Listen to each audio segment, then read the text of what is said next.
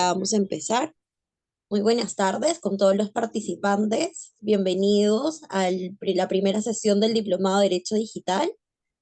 Vamos a esperar que se empiecen a unir muchos más ¿Cómo no? integrantes ¿Cómo no? para poder empezar. Usted me indica y no hay problema, yo aguardo, ¿no? Ok, gracias, doctor.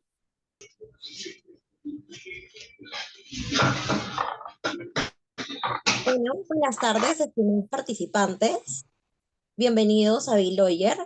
Mi nombre es Samantha Sánchez. El día de hoy estoy a cargo de la presentación de la primera clase del Diplomado de Derecho Digital y tenemos el agrado de indicar que quien estará acompañándonos el día de hoy es el doctor Ramón Jerónimo Brena, de nacionalidad argentina, que está desarrollando el tema de sociedad de la información e informática jurídica. El doctor Ramón Jerónimo Brena es abogado por la Universidad Nacional de Buenos Aires, con especialidad en Derecho Informático e Informática Jurídica. Es magíster en Ciencia de la Legislación en la Universidad de Pisa, Italia. Es docente en el programa de actualización en Derecho Informático de la Facultad de Derecho de la Universidad Nacional de Buenos Aires. Asimismo, es autor de numerosos trabajos jurídicos publicados en Argentina y así como en el extranjero. Le doy una cordial bienvenida, doctor. Muy amable por acompañarnos en esta sesión. Le cedemos el uso de la palabra. Gracias. Bueno, muchísimas gracias, Samantha, por la presentación y bueno, saludos a todos, buenas tardes. Para mí buenas noches, pero para ustedes buenas tardes. Tengo que decir, para mí un gusto compartir con ustedes esta sesión y compartir ideas que son importantes tener en cuenta para los abogados que deben desarrollar su tarea en este nuevo espacio, en este nuevo mundo, en este nuevo espacio digital, con todas sus características. Y no es una casualidad que en un diplomado digital comencemos hablando de dónde estamos parados, ¿sí? ¿Dónde estamos desarrollando nuestra profesión? ¿Cuáles son los problemas que vamos a enfrentar? ¿Qué tenemos que tener en cuenta? Porque muchas veces tenemos lamentablemente una visión, creo, algo mágica de la tecnología, algo mágica de lo digital, y nos embelezamos con esa visión y eso nos nula la vista para reflexionar profundamente sobre todo lo que tenemos que dejar atrás, todo lo que tenemos que adaptarnos, cambiar nosotros mismos, qué conocimientos tenemos que abandonar y qué nuevos conocimientos tenemos que estar abiertos a adquirir para poder desenvolvernos en esta tarea de abogado en el mundo que nos toca vivir, ¿sí? Y por eso es que es importante que conozcamos la sociedad de la información en la que desarrollamos, vivimos y nos adaptamos todos los días a esa nueva realidad. ¿Sí? Dicho esto, entonces he preparado una presentación que vamos a ir pasando mientras la comento y espero que sea de su interés y al finalizar, si ustedes tienen alguna pregunta o alguna sugerencia que hacer, con todo gusto estoy predispuesto para escucharlas. Allá vamos entonces. Eh, Cuando uno observa la actualidad y se la mira con una mirada reflexiva, uno puede observar que esa realidad nos devuelve un gran proceso de globalización, un gran proceso de mundialización o de unificación del mundo, y ese proceso de globalización y ese proceso de unificación del mundo que se nos parece cada vez más pequeño, con un telón de fronteras desdibujadas. ¿Qué quiere decir esto? Nosotros estábamos acostumbrados a estados nacionales y a desarrollar nuestra profesión dentro de ese Estado nacional y que nuestras normas tuvieran un valor dentro de ese territorio sobre el cual nos desarrollábamos nuestra profesión. Ese territorio tenía una frontera y eso marcaba claramente en qué estado me encontraba, cuáles eran las normas que tengo que conocer y aplicar, ¿sí? Y de golpe, cuando yo miro la realidad actual, me encuentro que eso empiezo a titubear. ¿Por qué? Porque está este proceso, veo este proceso de globalización, veo este proceso de mundialización y de unificación del mundo, y entonces empiezo a ver que esas fronteras que yo no consideraba nítidas y que hacían a mi conjunto normativo válido como desdibujadas.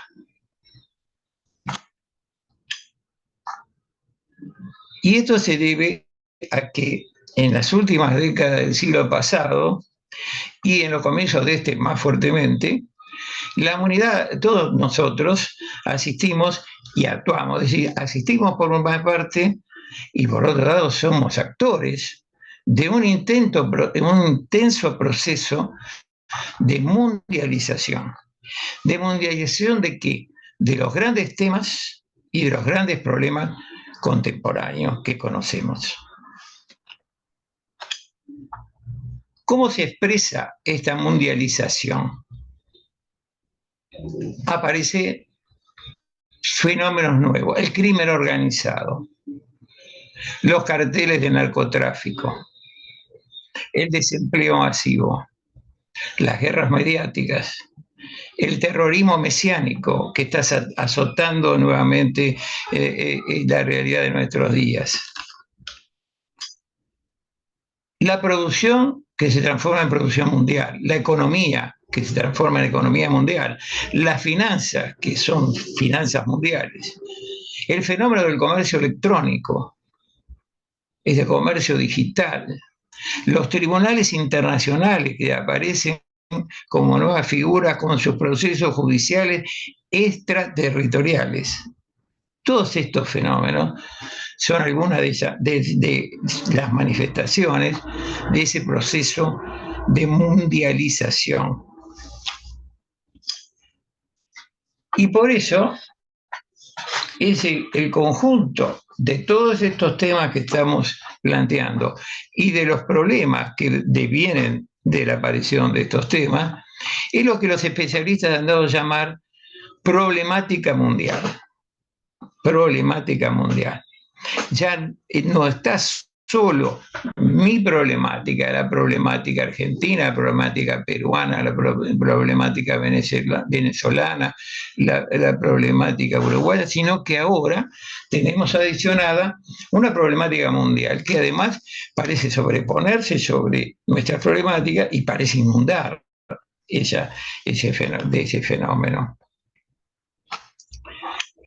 Y si analizamos entonces y ponemos nuestra mirada analítica sobre este proceso de mundialización, vamos a ver que el centro de gravedad de estos grandes acontecimientos que estamos relatando están abandonando a los estados nacionales como centro de la mirada de nuestra, para situarse en nuevos fenómenos.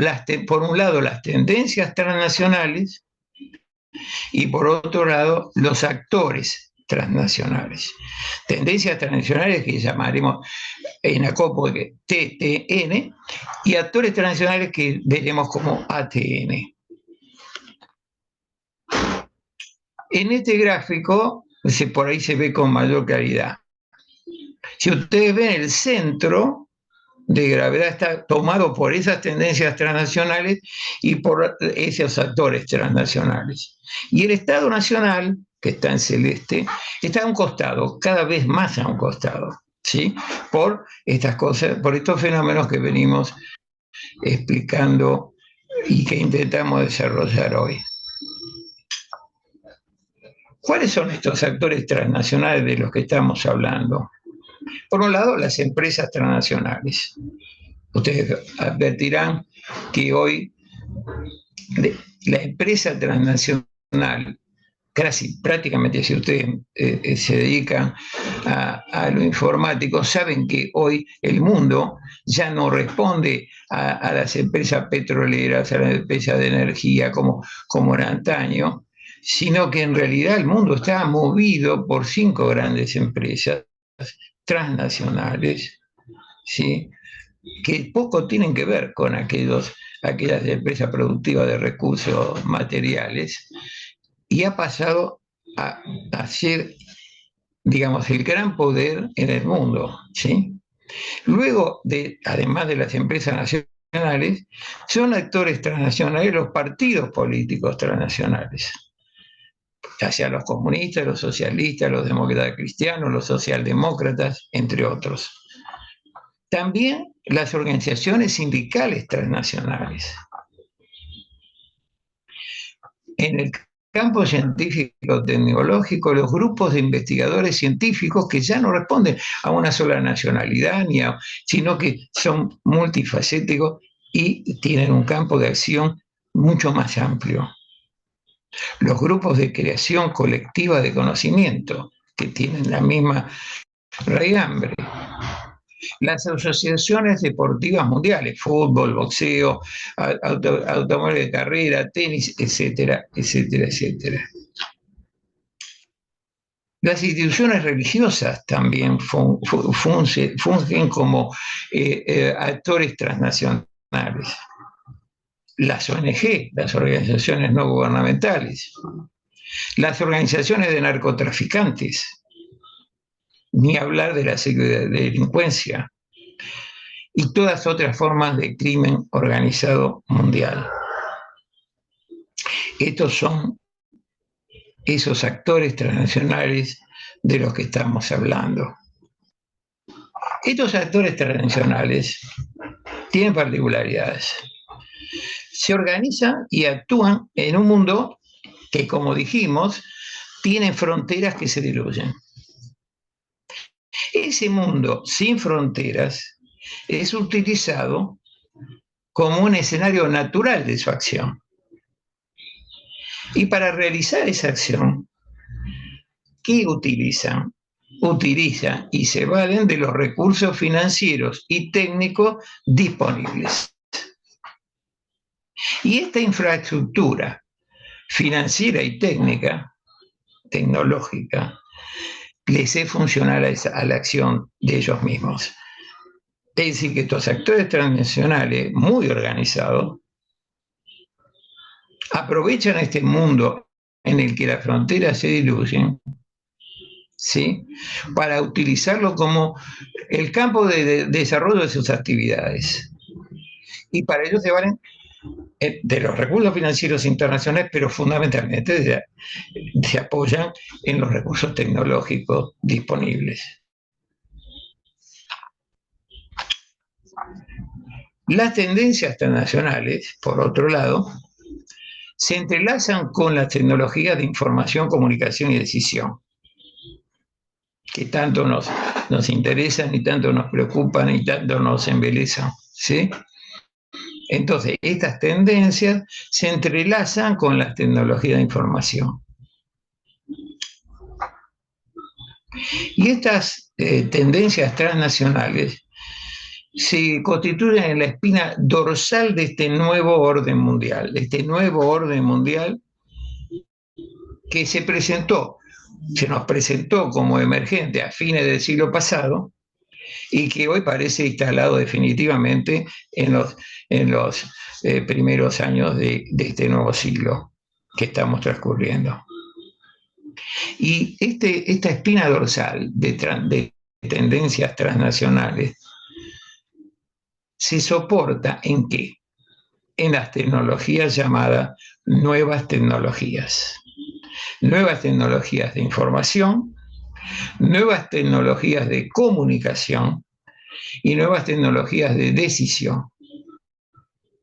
Y además del entrelazamiento que se produce entre estas tecnologías, que al entrelazarse se potencian.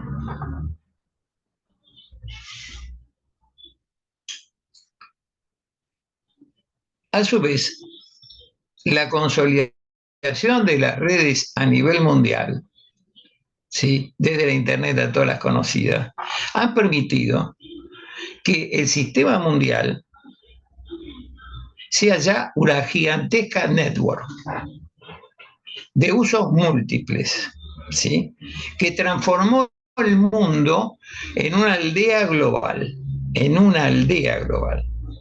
los términos que lo definió Marshall McLuhan, y ha alcanzado hasta el último de los rincones del mundo. Recuerden esto, una gigantesca network de usos múltiples, tales como lo son esos actores transnacionales que describimos hace unos minutos, y que nos han transformado en una aldea global. Si no han leído a McLuhan, un maravilloso sociólogo, filósofo y conocedor del mundo futuro, que escribió en el siglo pasado y delineó con casi perfección este proceso que estamos nosotros viviendo, háganlo. Les recomiendo especialmente el libro de la aldea global. Ahora bien, el sistema mundial está trazado de este modo y además de este modo se autojustifica. ¿Por qué? Porque esas tendencias transnacionales justifican la existencia de las redes de transmisión de datos, como las que conocemos. ¿Para qué? Para que su mejor utilización por los actores transnacionales que acabamos de definir.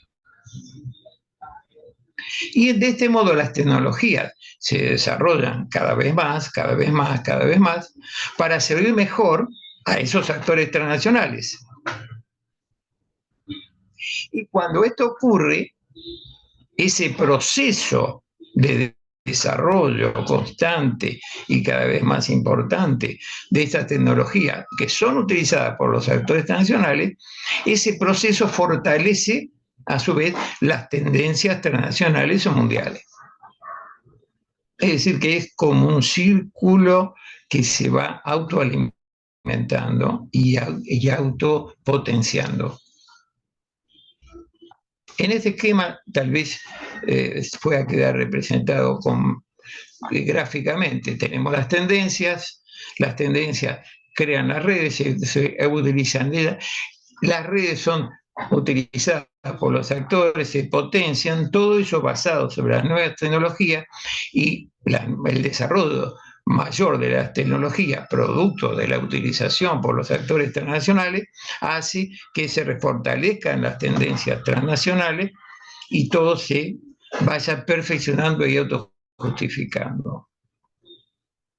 No sé si me siguen hasta aquí, pero esto es importante que lo conciban en su mente.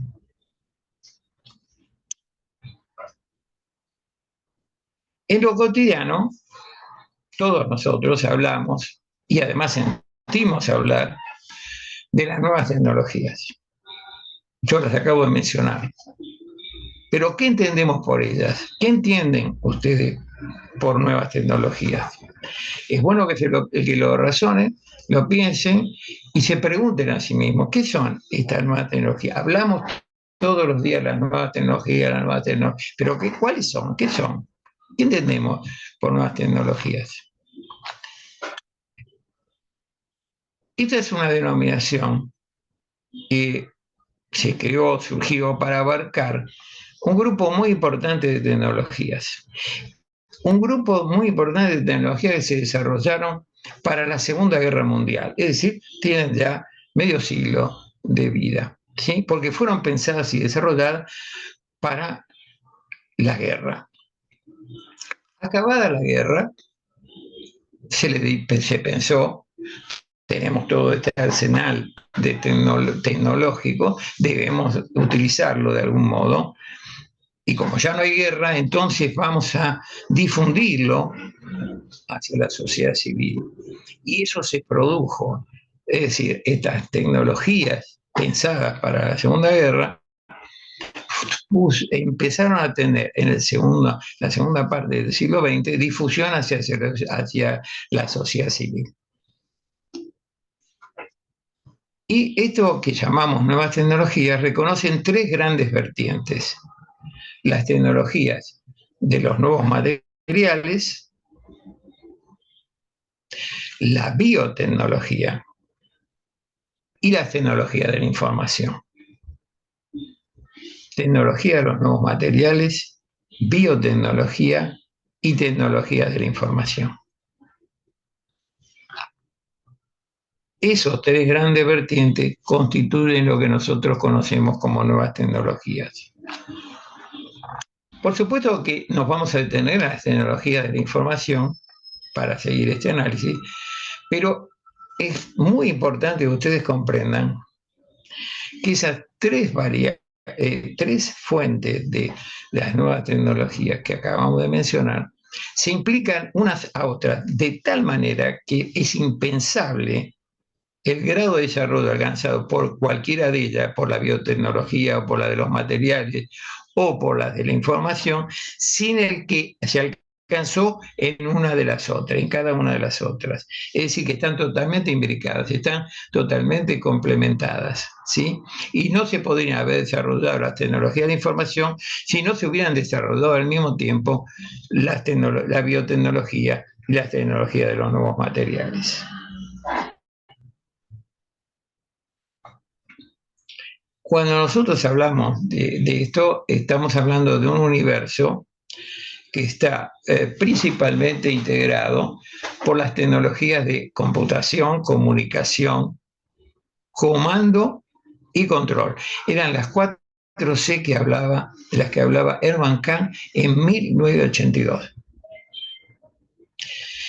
Aplicadas a la información y a los procesos de transmisión.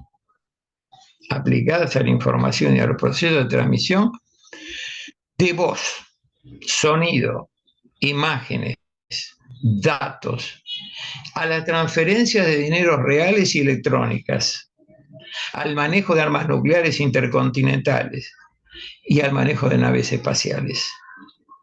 A todo eso estamos aplicando estas tecnologías de las 4C. Y ese conjunto tecnológico, complejo y multifacético posee el rol de ser el motor de la revolución científico-tecnológica. Revolución científico-tecnológica.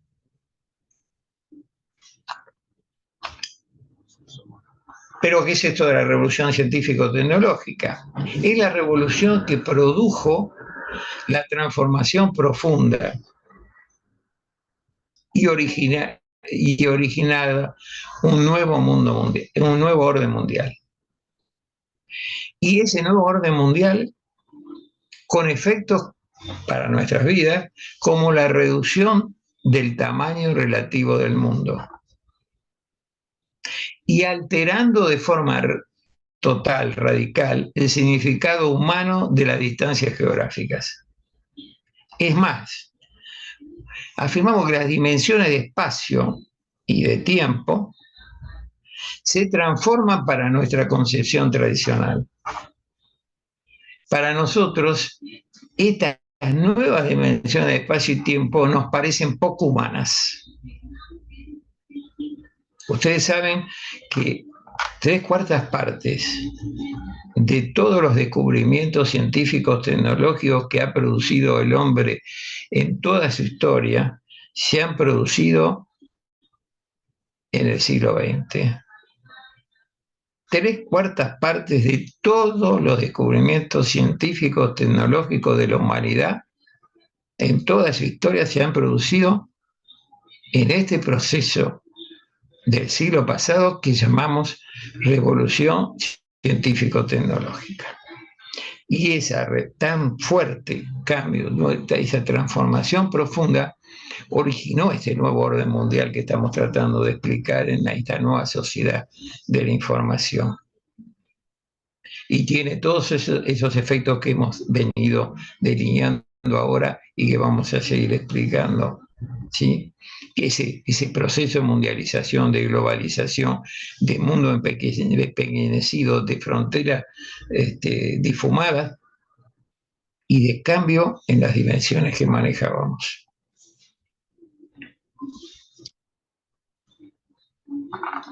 Vamos a hablar de esto del tamaño relativo del mundo.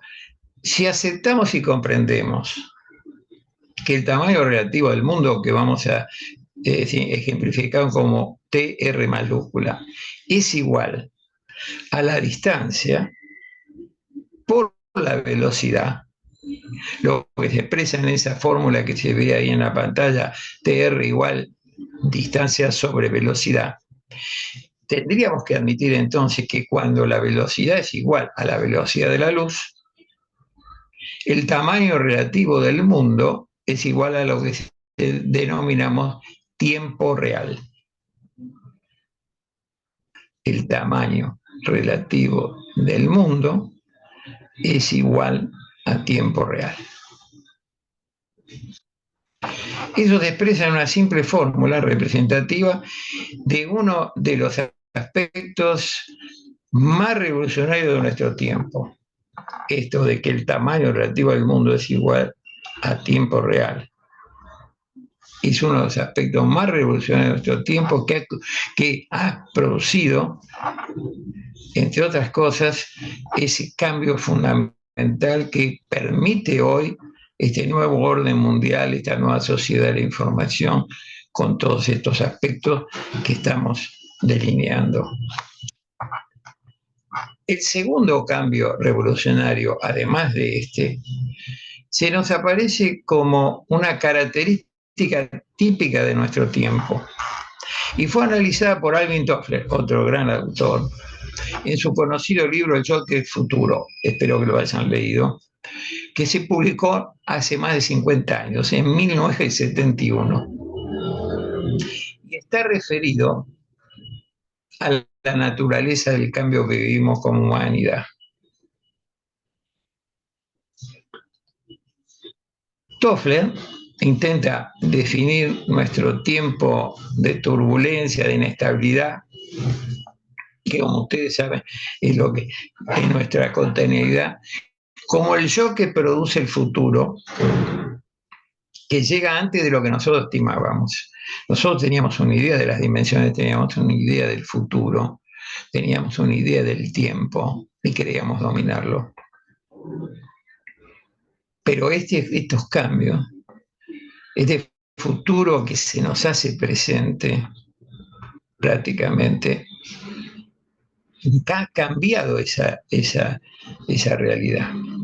Horacio Godoy, un gran profesor, amigo, lamentablemente desaparecido, le agregaba a este análisis que no es solo, como decía Toffler, la anticipación con que nos llega el futuro, cómo se nos anticipa el futuro, sino el tipo de futuro que nos llega y la manera en que ese futuro se nos hace presente.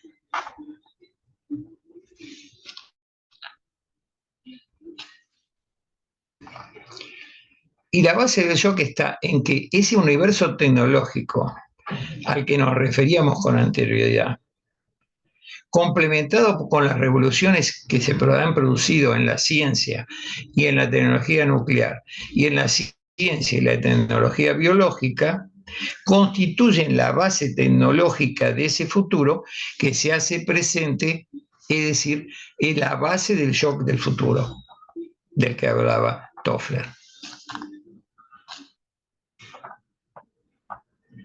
Y entonces nos enfrentamos todos, y los juristas también, a la paradoja del cambio. Porque el modo en que ese futuro se hace presente es utilizando como medio el proceso de cambio. Si uno analiza los últimos 30 años del siglo pasado, acerca de la naturaleza del cambio al que nos hemos visto sometidos la humanidad en esa llamada era científico-tecnológica, Se basa en las contribuciones de ciencia de la inestabilidad, la ciencia del cambio. Uno puede consultar los trabajos de Ilya Prigogine del 78-79, y también en la ciencia y la praxis de la complejidad, y otros aportes que se han hecho en el campo epistemológico científico, como los de Hanch en el 75 y 76. Esta revolución tecnológica transformó la naturaleza del cambio. ¿Por qué? Porque cambió su escala espacial y geográfica. Porque modificó la velocidad y el ritmo de los cambios. Y especialmente porque ha cambiado el contenido y el método de los conocimientos que producen el cambio. Y en consecuencia ha cambiado el conocimiento de las cosas y de los procesos que cambian. Ha cambiado su escala geográfica y espacial, ha modificado la velocidad y el ritmo con que se producen los cambios, y además ha modificado el contenido y el método de los conocimientos que producen el cambio. Y como consecuencia de ello, ha cambiado el conocimiento de las cosas, nuestro conocimiento de las cosas, y nuestro conocimiento de los procesos que cambian. El cambio que predominó en las últimas décadas del siglo pasado y que sigue dominando el comienzo de este siglo, ha instalado un nuevo orden de magnitud en el tiempo, en el espacio y en los conocimientos. Y lamentablemente para nosotros, eso no puede ser aprendido ni comprendido por lo que hemos denominado el conocimiento convencional o tradicional. Y lamentablemente nosotros todos estamos formados en ese conocimiento convencional o tradicional, especialmente aquellos que nos dedicamos al derecho.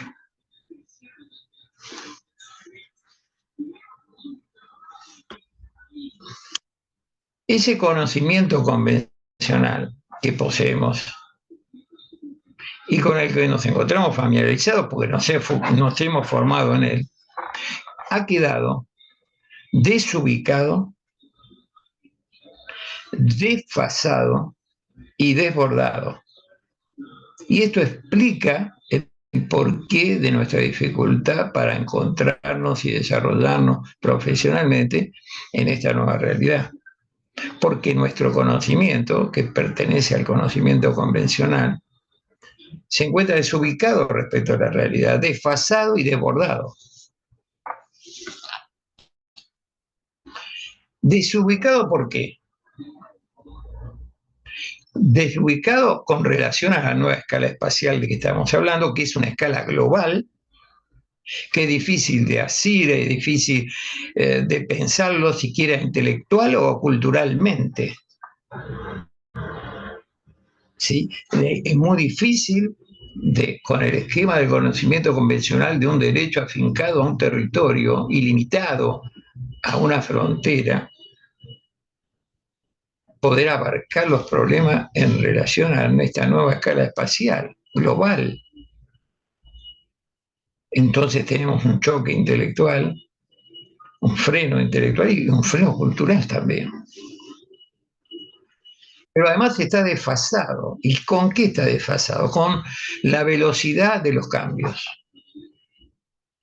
Piensen ahora, yo siempre traigo este ejemplo, imagínense sentados en un tren, al lado de la ventanilla y mirando hacia el exterior. El tren va en velocidad y yo veo pasar el paisaje a velocidad, a una velocidad que el ojo, mi ojo, no le permite ver bien los objetos. Piensen, por ejemplo, cuando vemos una sucesión de árboles que pasan rapidísimo. Alcanzo a divisar que son árboles, pero no puedo precisar la especie de ese árbol. ni su follaje, se presentan todo casi real. De tal modo que si pusieran un telón al lado del tren, ¿sí?, de decorado, un cartón pintado, me sería muy dificultoso discernir qué estoy viendo en realidad. ¿Sí? Así nos pasa. Es tan veloz el cambio que nuestro conocimiento está totalmente desfasado respecto de esa velocidad del cambio. Y además está desbordado. ¿Y desbordado por qué? Por la explosión de nuevos conocimientos. Nuevos conocimientos que tenemos que adquirir y además los tenemos que adquirir muy rápidamente para poder desenvolvernos y desarrollar nuestra profesión. Y entonces estamos también, además de desubicados, estamos desbordados. Hoy sería imposible pensar en los términos de un hombre del Renacimiento, de un Leonardo, que se vanagloriaba de conocer todo lo conocido y todo lo conocible en su época. Hoy sería imposible para cualquier sujeto, por más capacidad que tuviese, pensar en esos términos. Y hablamos de nuevas dimensiones y entonces esas nuevas dimensiones de espacio y tiempo de nuestra realidad se miden hoy según su tamaño macro o micro y además de conformidad a la velocidad. Nosotros la más pequeña lo medimos en nanómetros y el instante más fugaz en un nanosegundo.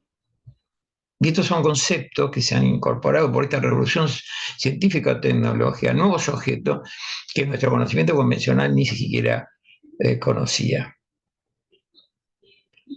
Y ustedes piensen que un nanómetro, un nanosegundo, representa la 1000.000.000ésima parte de un metro y la 1000.000.000ésima parte de un segundo, respectivamente.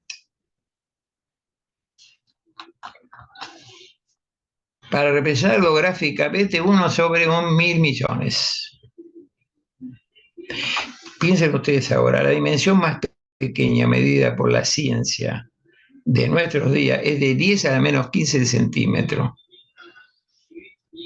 Casi no lo podemos concebir. Y la dimensión más grande, el universo medido hasta el momento, es de 1,5 por 10 a la 26 metros, que escrita en número corriente significa esto que figura en la pantalla en azul, que soy incapaz de siquiera de mencionarlo, menos de concebirlo.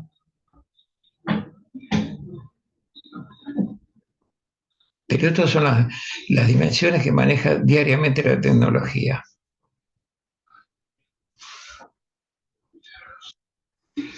La velocidad más fugaz que se ha logrado medir es igual a 3 por 10 a la menos 24 del segundo. Ahí tienen la representación. Algo tan poco fácil de concebir por nuestro cerebro, digamos, alimentado por nuestro viejo conocimiento anterior a todo esto. Por ejemplo, la astronomía contemporánea nos habla de cientos de millones de sistemas solares en nuestra galaxia, la Vía Láctea, y de miles de millones de galaxias en el universo. Recuerden a Stephen Hawking, lamentablemente desapareció hace muy poco, cómo describía este fenómeno en 1989, ¿sí?, en sus trabajos de 1989. Producto de todo esto se ha realizado una reflexión sobre lo que Max Giller, sociólogo reconocido y muy leído por nosotros en nuestro trabajo de sociología jurídica, había denominado posición del hombre en el cosmos. ¿Cuál es la posición del hombre en el cosmos? Aunque con otro sentido, ¿no? Válida para cada una de las personas que viven en nuestro planeta. Cada uno de nosotros es igual a 1 sobre 8.000.000.000 de personas que habitan la Tierra hoy. Por 1 sobre 100 millones de sistemas solares de nuestra galaxia. Por 1 sobre 1.000.000.000 de galaxias en el universo conocido hasta ahora. Estas cantidades nos dan una idea aproximada de nuestra significación numérica en el cosmos. Cada uno de nosotros sería igual a 1/5 a la menos 28.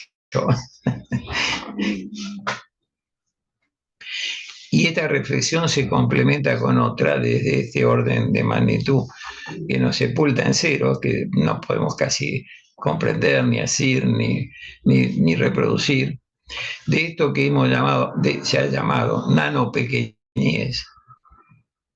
Sin embargo, cada uno de estos individuos, cada uno de nosotros, personas que somos, es capaz de percibir esta dimensión y es capaz también de pensar sobre su significado para cada uno de nosotros y para la humanidad entera.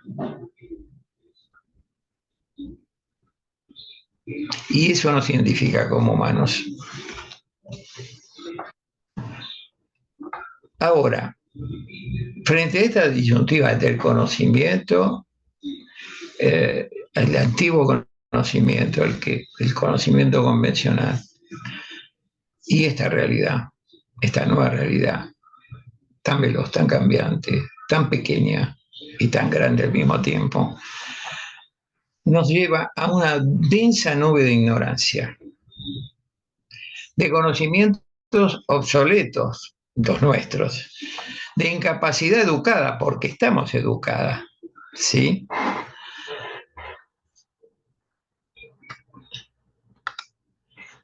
De incompetencias calificadas, porque tenemos incompetencia, pero estamos calificados, y errores asumidos, que cubre la mayor parte de los conocimientos convencionales prisioneros, silenciados de formas obsoletas que tenemos de pensar sobre la materia, sobre la vida, sobre la naturaleza, sobre el espacio, sobre el tiempo, sobre el ser humano y sobre la sociedad.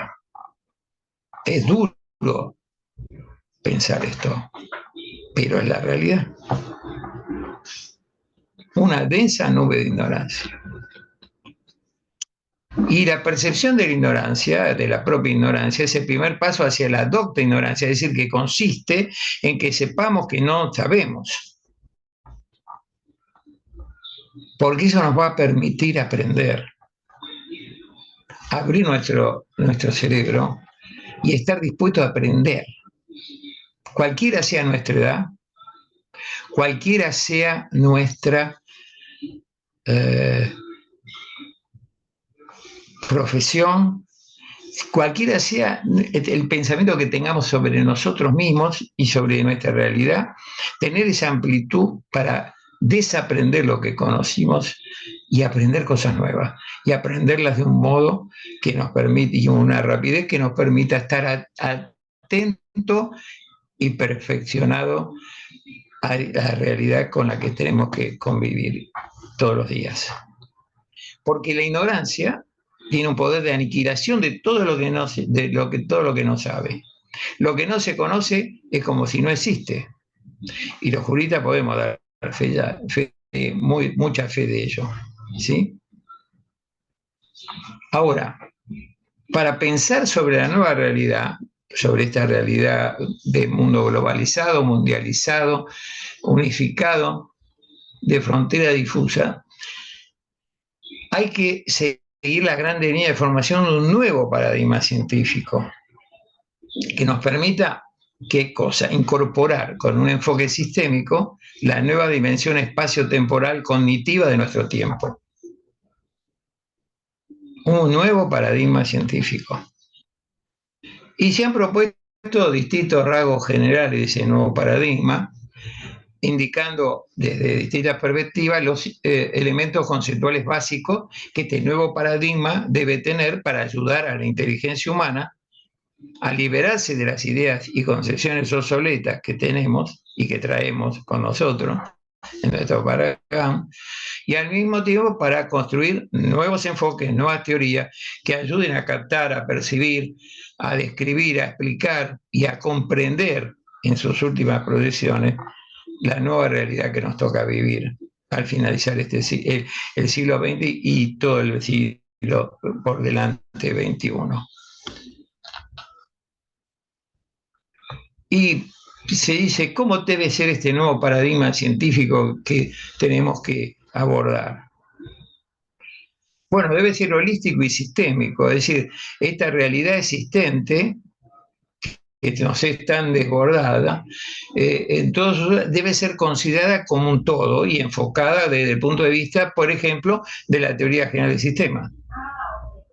Y el mecanismo de la causalidad lineal, al que estaba tan incorporado a nosotros, especialmente en el derecho, a nuestros procesos, o sea, ya no alcanza, ya no nos alcanza para describir y explicar estos complejos procesos de cambio que estamos definiendo.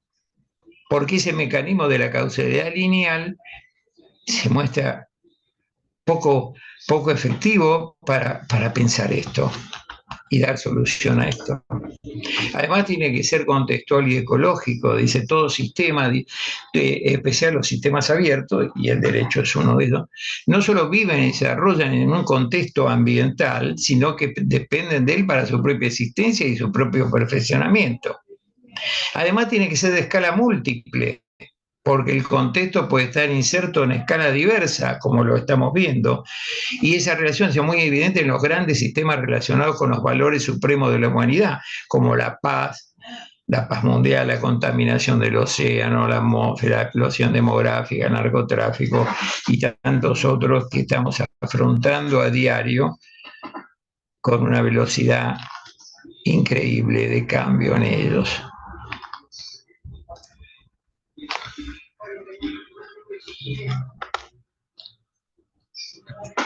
Además tiene que ser interdisciplinario, porque la investigación sobre estos componentes y las relaciones que caracterizan estos sistemas corresponde por definición a varias disciplinas que son sistémicas y epistemológicamente relacionadas. Y además tiene que ser evolucionario, porque todo sistema está en permanente función de autorregulación de sí y autoadaptación al medio. Y de su estado de desequilibrio apunta hacia cambios en forma permanente. Y tiene que ser prospectivo. ¿Por qué? Porque esto es central. La variable tiempo, velocidad, ritmo, perdón, se fue demasiado rápido.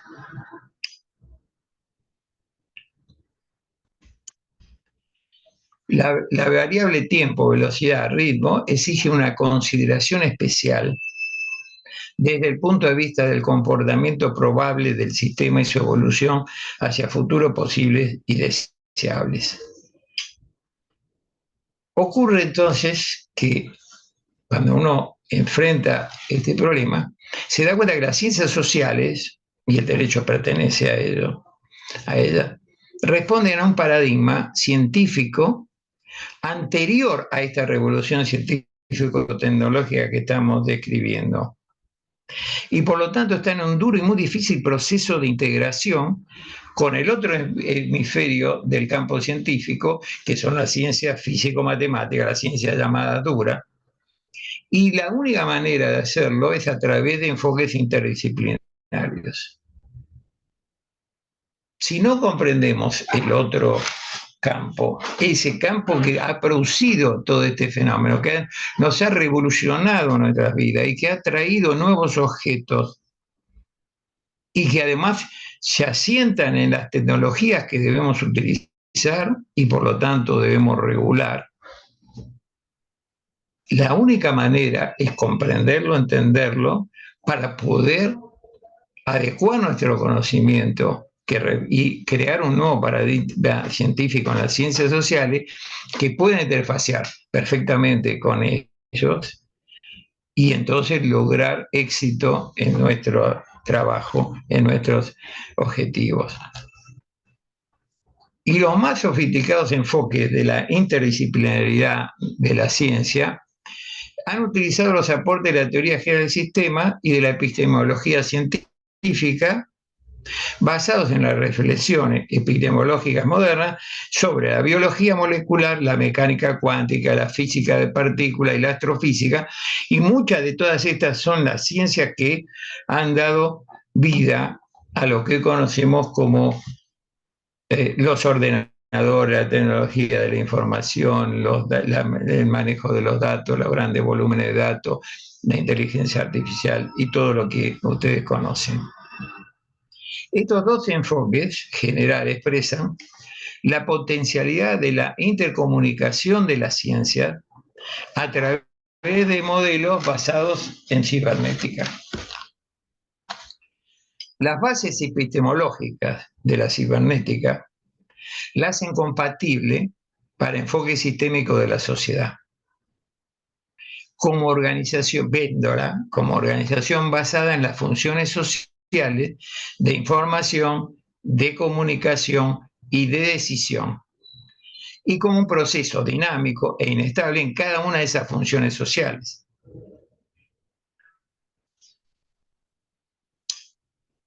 Esta compatibilidad de los dos hemisferios de la ciencia, por llamarle de algún modo gráfico, se hace posible a través de los modelos cibernéticos. Y, por supuesto, con las debidas traducciones y ajustes de ciertos conceptos cibernéticos afectados por rigidez de algunas concepciones de los sistemas cerrados, cuando nosotros tenemos un sistema abierto, ¿sí? Entonces, estos nuevos enfoques que se aplican a las sociedades subdesarrolladas, lamentablemente, no se ofendan, pero la mía, y creo que la de muchos de nosotros, son sociedades subdesarrolladas, nos muestran aspectos de ese subdesarrollo no suficientemente investigados por las ciencias sociales, es decir, por la ciencia del derecho y la demás ciencia social, conceptual y epistemológicamente, dije, anteriores a esa revolución científico-tecnológica. Por eso se propone utilizar el análisis comparativo de sistemas para que nos permitiría conceptualizar y definir las T como un sistema en constante proceso de cambio y a las sociedades subdesarrolladas también como un sistema de proceso de cambio permanente. Y ahí se produce la conexión. La escala, el tiempo, el timing y el contenido de ambos sistemas que estoy definiendo es diferente. Y ocurre que su relación, si yo hago una relación mecánica entre ellos, se produce un extraño resultado que ha sido definido como el síndrome Usted. Uso subdesarrollado de las tecnologías desarrolladas. Y con una mano en el corazón, creo que casi todos nuestros países han padecido del síndrome de Usted. Hemos usado subdesarrolladamente las tecnologías desarrolladas y todavía lo seguimos haciendo. En virtud de este síndrome de Usted, la potencia tecnológica que nos pone a disposición las tecnologías de la información, del control, de la decisión, de la comunicación, quedan reducidas a las limitaciones del subdesarrollo y a la ignorancia que tengamos nosotros los usuarios. Es decir, que toda esa potencialidad se ve aminorada por nuestro propio subdesarrollo y por nuestra propia ignorancia como usuarios. Y entonces, algo que es potencialmente transformador, lo subutilizamos, lo mal utilizamos y no alcanzamos los objetivos perseguidos. La sociedad de la información, en una concepción general, se caracteriza porque sus funciones sociales de información, de comunicación, de decisión, se ven fortalecidas y desarrolladas en escala mundial y en tiempo real, por esas tecnologías avanzadas de información, comunicación y decisión. La infraestructura de estas tecnologías sirve a las funciones sociales mencionadas, transformando todas las actividades clave de una sociedad. Por ejemplo, la producción, la educación, la organización social, la política, el gobierno, la administración. La sociedad de la información es un complejo que se presenta a las siguientes características fundamentales. Los elementos del sistema social, las personas, la familia, las comunidades básicas, las organizaciones intermedias, las sociedades y las empresas de producción, las instituciones educativas, los partidos políticos, las instituciones militares y religiosas, tienen una conciencia clara, tienen cultura de lo que es y lo que significa la información, lo que significa la comunicación, lo que significa la comunicación de esa información y también de la decisión tomada en base a la información. Las relaciones que vinculan los elementos del sistema social son los infinitos canales de comunicación por los que circula toda clase de información para que los elementos de la sociedad y la sociedad misma puedan tomar sus múltiples decisiones de la mejor manera posible, basados en esa gran comprensión y comunicación de la información. Y las relaciones del sistema, organizadas en función de objetivos específicos de la sociedad, se realizan a través de diversas funciones sociales en el tema que analizamos, las funciones sociales de información, la función social de comunicación y la función social de decisión. El sistema global, constituido por los elementos y todas las relaciones mencionadas, sostenido por la infraestructura de las tecnologías de información, comunicación y decisión, y por la cultura de la información, es lo que denominamos sociedad de la información. Es la sociedad que habitamos, es la sociedad en la que desarrollamos, es la sociedad que tratamos de comprender para poder regular. A partir de esas funciones sistémicas primarias de información, de comunicación, de decisión, sostenida por la tecnología de la información, comunicación y decisión, la sociedad de información se caracteriza y perfecciona por una paulatina, aunque muy rápida, creación de una economía de la información, de una educación de la información, de una ciencia de la información, de una tecnología de la información, de una política de la información, de un gobierno de la información, de una administración de la información, de una cultura de la información, de una filosofía de la información, de un derecho de la información y de una justicia de la información.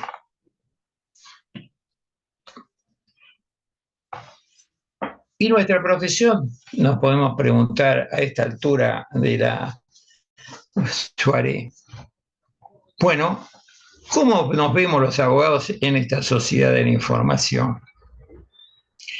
Nuestra profesión, la profesión de abogado, se ve significativamente afectada en la sociedad de la información y de varias maneras. En el acceso a la información legal, los abogados tenemos acceso a una vasta cantidad de información legal en línea, lo que facilita en parte la investigación de casos y la preparación de argumentos. En el aspecto de comunicación y colaboración, esta tecnología nos permite a los abogados comunicarnos y colaborar de manera más eficiente con nuestros clientes, con nuestros colegas, a través de los correos electrónicos, de las videoconferencias, del sistema de gestión de casos en línea, etc. En cuanto a la automatización de las tareas, la automatización de tareas repetitivas, como la revisión de documentos legales, puede liberar tiempo para que los abogados nos centremos en cuestiones más estratégicas de nuestro estudio, de nuestra profesión, etc. En cuanto a los análisis de datos, las herramientas de análisis de datos pueden ayudarnos a identificar patrones en la información legal, lo que puede ser muy valioso en la toma de decisiones legales, por ejemplo. Y en cuanto a desafíos legales específicos, la sociedad de información nos plantea nuevos desafíos legales como cuestiones de privacidad en línea, de propiedad intelectual digital, de ciberseguridad, lo que requiere, entre otros problemas, lo que requiere que nosotros, los abogados, estemos actualizados en todas estas áreas. En la educación legal en línea, de hecho, esto que estamos haciendo es la prueba. La enseñanza y el aprendizaje en línea están cambiando la forma en que nos capacitamos los abogados, permitiéndonos un más amplio acceso a la educación legal. Y también se producen cambios en la representación legal, porque en algunos casos la representación legal en línea se nos plantea con los chatbots o los asistentes legales virtuales, pueden también brindar información legal básica a las personas sin necesidad de nosotros mismos. Bueno, peligroso, no sé, cada uno sabrá qué le parece. En resumen, nuestra profesión, la profesión de abogado experimentado, ha experimentado una transformación también significativa en esta sociedad de la información, con un mayor énfasis en la tecnología, en la información digital y en la adaptación a nuevos desafíos legales en línea. Y nosotros, los abogados, debemos estar dispuestos a incorporar la tecnología en nuestra práctica y mantenernos actualizados en cuestiones legales emergentes relacionadas con esta era digital. Pero para ello tenemos que abrir la mente, desaprender muchas de las teorías que nos habían construido como abogados y aprender rápidamente otras nuevas teorías que nos permitan hacer esto y desarrollar nuestra profesión adecuadamente en esta sociedad de la información tan desafiante para nuestro viejo conocimiento adquirido. La sociedad de información es la expresión de las ideas expuestas en esta primera parte de mi exposición. Quiero decirles que he seguido para esta clase ideas del querido profesor y amigo Horacio Godoy, que como les dije, lamentablemente desaparecido, y en realidad, en cierto modo, es como un homenaje a su trayectoria, a su inteligencia en análisis de esta realidad tan compleja que me ha tocado compartir, nos ha tocado compartir. Estoy a disposición de las preguntas, las aclaraciones o lo que ustedes dispongan. Muchas gracias. Muchas gracias, estimado doctor. La presentación ha sido muy dinámica, muy amable. Damos la bienvenida a los participantes para que puedan brindarnos sus preguntas. Tenemos la mano levantada de Jemsi. Sí, te cedo el uso de la palabra para que puedas poder decirnos su pregunta.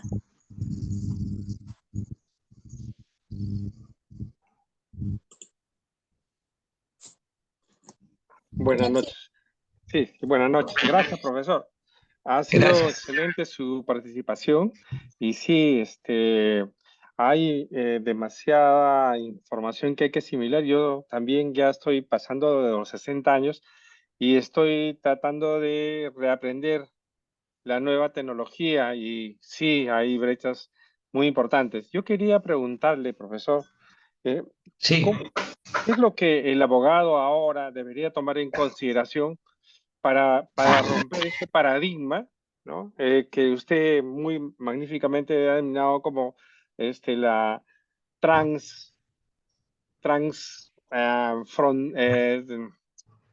la transferencia, ¿no? La transferencia de actores y la transferencia de tecnologías en este nuevo proceso.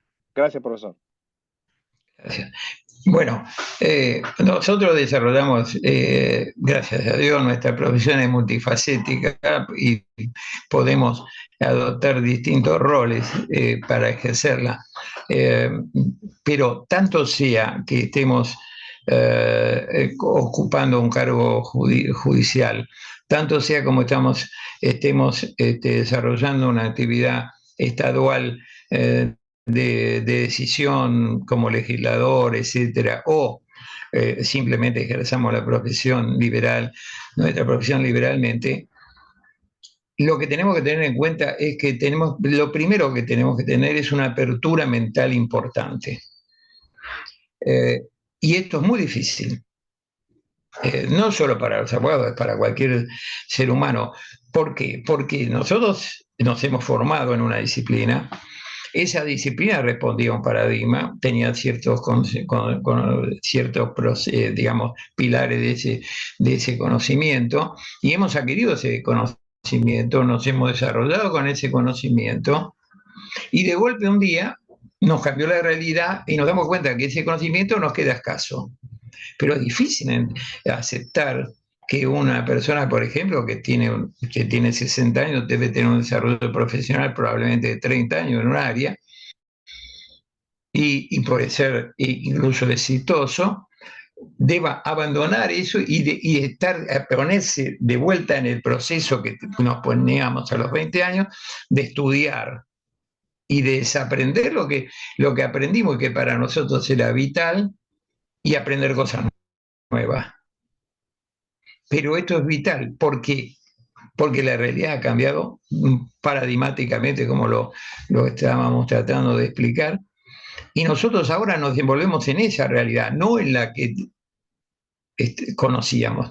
Y tenemos que dar soluciones a nuestros clientes en esa realidad y con conocimientos que puedan serle útiles en la defensa de sus intereses en esta nueva sociedad, que no tiene mucho que ver con la que nos formamos, en la que nos formamos. O tenemos que dar normas de convivencia para mantener la paz social, reglas de conducta a todos nosotros, que permitan un desarrollo armónico de esa sociedad de la información y permitan un desarrollo armónico de esas tecnologías para que sea utilizado en pro de la humanidad y no en contra de la humanidad. Y encontrar ese conocimiento para poder ser eficiente en esa nueva regulación. Y también comprender que esa regulación no va a tener los paradigmas que tenía la que construíamos antes, porque cuando se construyó el Código Civil se pensó para toda la vida.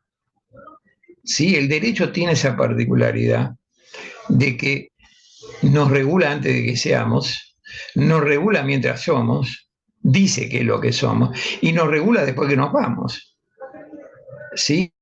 Pero nosotros ese pasar por el tiempo y ese pasar por las regulaciones tenía una dimensión. Esa dimensión ha sido quebrada. La velocidad del cambio es tan veloz que las normas duran muy poco. La norma que nos parece eficiente para hoy ya no lo es para mañana.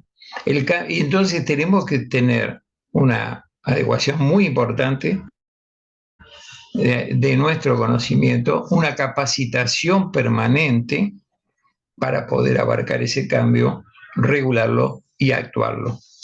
No sé si le he contestado lo que usted me preguntaba, espero que sí, y si no, la ampliamos. Gracias, doctor. Tenemos levantada la mano de Orinda Ramos. Te cedo el uso de la palabra para que puedas preguntar. Hola, profesor, buenas noches. Buenas noches. Lo felicito por su exposición. Sí, al igual que el compañero anterior, es mi segunda carrera.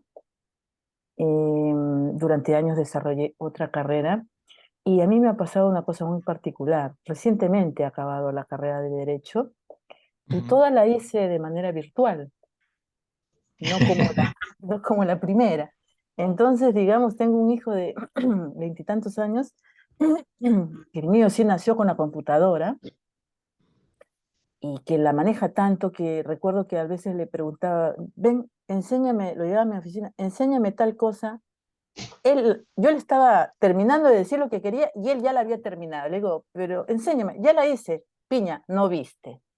Entonces de ahí me quedé con algo, ya yo tenía mi laptop. Entonces yo misma tuve que ser, como se dice, aprender yo sola. ¿ya? Mientras a él en el colegio le enseñaban y cada uno tenía la computadora y todo, en nuestro caso, no.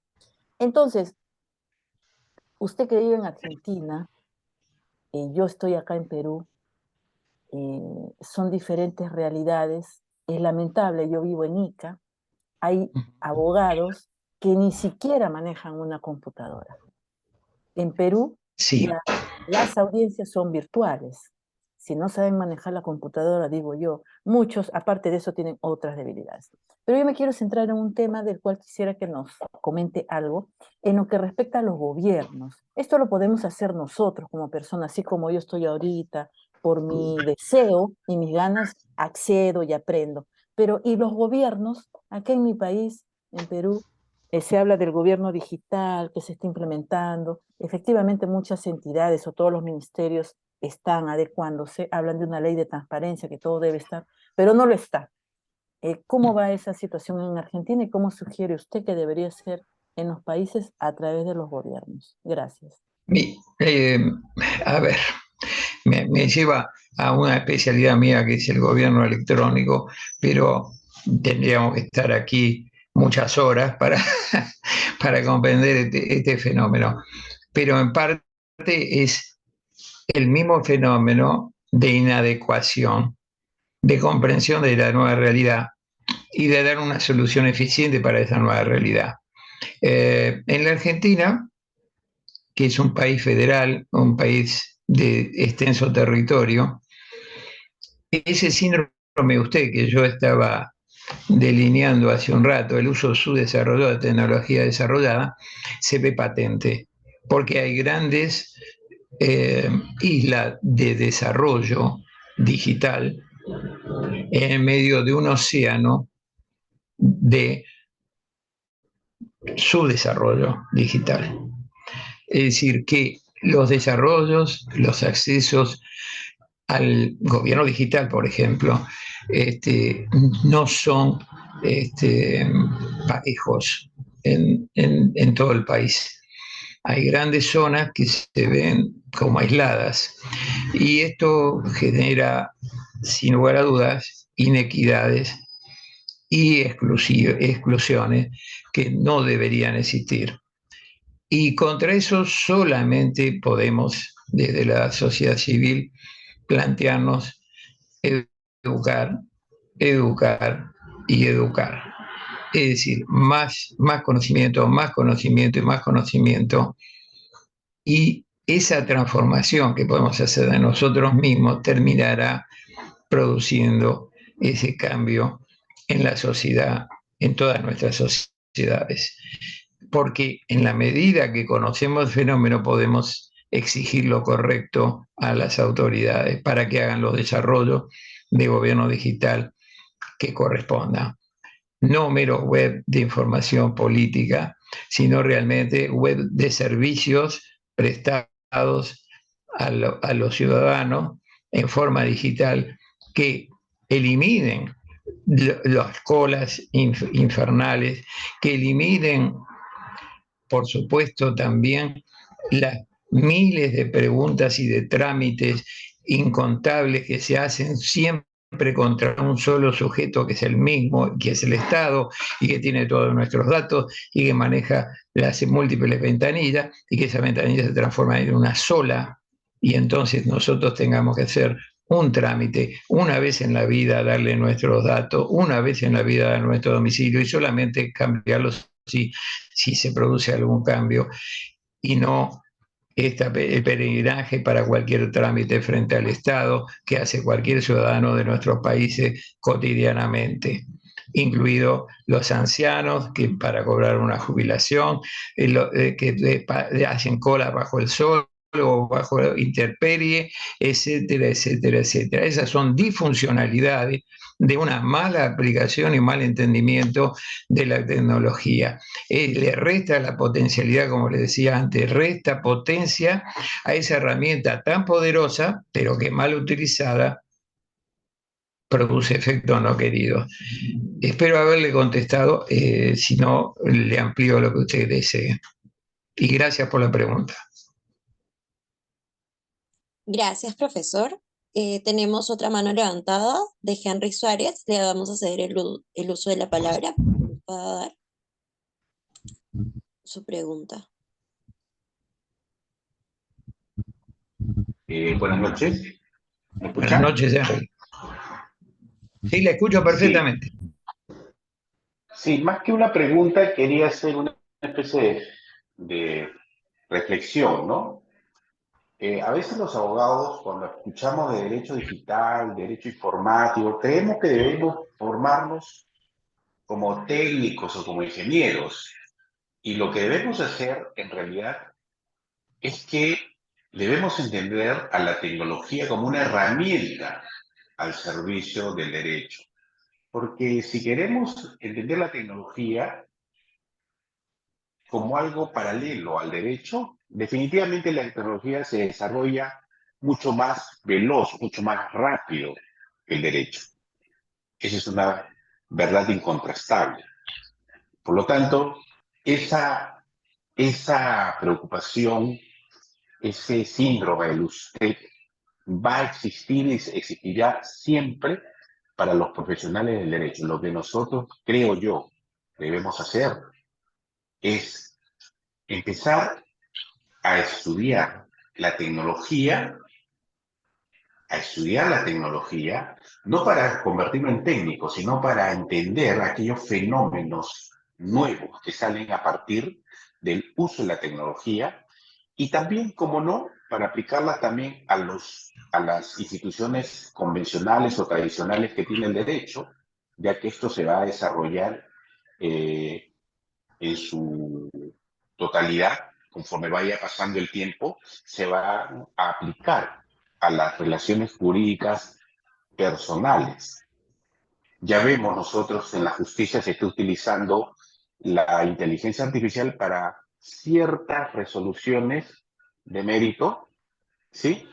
Pero que en realidad no es la tecnología la que resuelve, sino son los prompts o indicaciones que le da el ser humano a esta herramienta tecnológica para que pueda ser mucho más rápida, mucho más célere en función a la facilidad que pueda tener, ¿no? el juzgador o el AQ para que pueda tener una herramienta a su servicio.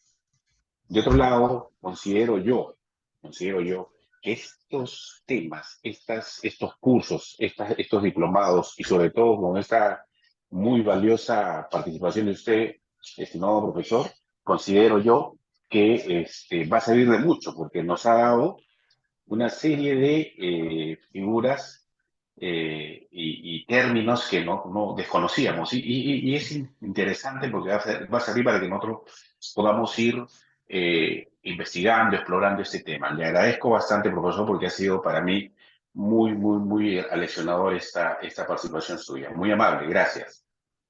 Me alegro, Henry, de hecho, y le agradezco porque, bueno, finalmente es la finalidad que perseguimos, ¿no?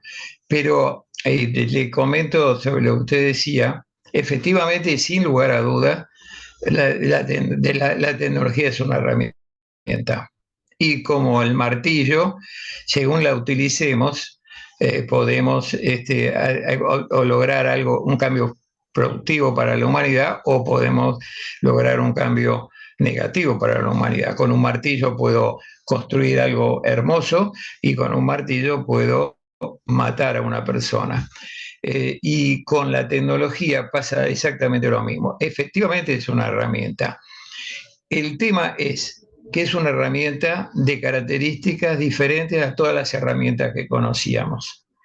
Y una herramienta que tiene una penetración, una permeabilidad en todos los aspectos de nuestra vida que nunca se había visto antes, ¿sí? Y esto hace que todo se conmueva, porque no hay un sector de la realidad que no haya sido conmovido por esta revolución científico-tecnológica que estábamos reseñando y sobre la aparición de estas nuevas herramientas, de estos nuevos objetos, de nuestros nuevos conceptos que, como usted bien dice, no conocíamos. Hasta el conocimiento de una jerga nueva, ¿sí? Que tenemos que incorporar al lenguaje antiguo del derecho. El tema es que si no nos ayornamos, quedamos desubicados, desfasados, descolocados, porque esa realidad se maneja, ha crecido, es lo que está ahí, y con la cual tenemos que manejarnos. Nuestros problemas jurídicos del momento y en lo futuro cada vez más son problemas que devienen de esa nueva realidad. Por lo tanto, las normas que habíamos construido, los principios que habíamos construido para resolver la realidad anterior, las teorías que habíamos desarrollado para manejarnos, no nos sirven, nos empiezan a quedar inadecuadas, no empiezan a cubrir las necesidades ni de los clientes, ni de la realidad, ni de nosotros mismos. Por lo tanto, tenemos que construir un nuevo derecho. Esto es muy duro de decirlo porque nos hemos aprendido otro derecho y tenemos que desaprender mucho de conceptos. Hay conceptos de los códigos civiles que compartimos, hay conceptos de los códigos procesales que están totalmente puestos para arriba. Y entonces empieza la dificultad y los encontronazos entre la realidad y las normas que estaban escritas para otra realidad. Y profesionalmente nosotros tenemos que aplicar normas, pero esas normas ya no nos sirven para dar soluciones al problema nuevo. Entonces, ¿qué hacemos? Tratamos de forzarlo. Es decir, y aparece en la jurisprudencia y aparece en la realidad un montón de encontronazos duros entre una norma que estamos forzando a regular un fenómeno para el cual no fue pensada, que ni siquiera fue intuido en el momento que se construyó esa norma. Entonces, así como las teorías médicas, las teorías de la biología, las teorías de científicas se han tenido que ayornar a esa nueva realidad, es necesario que el derecho también lo haga. Y por supuesto, si hay nuevo derecho, si hay nuevas normas, si hay nuevas realidades, también la profesión, nosotros los abogados tendremos que también ayornarnos y ponernos en ese concepto, ¿sí? Entonces, este es el tema. Estamos en una disyuntiva. Decía la doctora anterior que preguntó de los gobiernos. Los gobiernos tienen la obligación de educar a todos los ciudadanos en estas nuevas herramientas para poder hacer que todos estén incluidos en este nuevo proceso y no queden al margen de este proceso. Hay que capacitar, hay que de alguna manera alfabetizar en lo digital.